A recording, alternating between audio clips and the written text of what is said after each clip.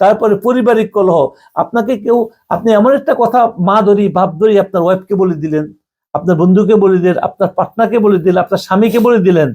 যেমন একটা স্বামীকে একটা স্ত্রী, তুমি তোমার বাপকে যদি এমন একটা কথা বলে, যে অভদ্র ভাষায় কথা বলে, আমরা এগুলা বলতে চাই না, তারপরও কথা বলার জন্য আমাদের সমাজে কি কি গালি দিয়ে, কুকুরের বাচ্চা, তারপরে মা কোনো খারাপ কাজ করে না, তারপরে তারা বলে তুমি খারাপের বাচ্চা, বাপ কোনো খারাপ কাজ, এগুলো আমাদের সমাজে কি ধরা বান্ধা, জিব্বা দিয়ে আসতেছে। কেন বলতেছে সেও চায় না একটা মুরব্বীকে অসম্মান করতে, কিন্তু আমাদের রাগের বশে আমরা কি করি, গালি দিটা জিব্বা দিয়ে এমন কথা বলি যেটা আমি আমার আমার প্রিয় ব্যক্তিটাকে কষ্ট দিতেছি, আমার প্রিয়রা কষ্ট দিতেছি। আমাদের সমাজে যেগুলা বলা হয়, এই যে গালি, এই যে ইয়েটা এই জিব্বা দিয়ে আসে।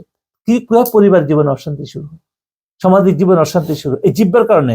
একটা স্ত্রী সারা জীবন মনে রাখে, একটা স্বামী সারা জীবন মনে রাখে, একটা বন্ধুর কোনো উল্টা কথা সারা জীবন মনে রাখে।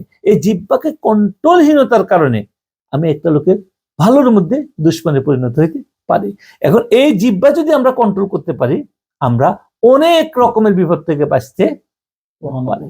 এই জিব্বা এমন জিনিস, কারণ রাসূল সাল্লাল্লাহু আলাইহি ওয়াসাল্লাম বলছে আমি জিম্মাদার হব। এই জন্য এই জিব্বার সাহায্যে কিন্তু আমরা পৃথিবীতে সব জায়গায় মুসিবতের মধ্যে আছি। এই জন্য আমাদের দরবারের যে মূল কাজ সেটা হলো এই জিহ্বাকে আমরা সর্ব অবস্থায় চেষ্টা করব এই জিহ্বাকে আমরা কিভাবে কন্ট্রোল করতে পারি।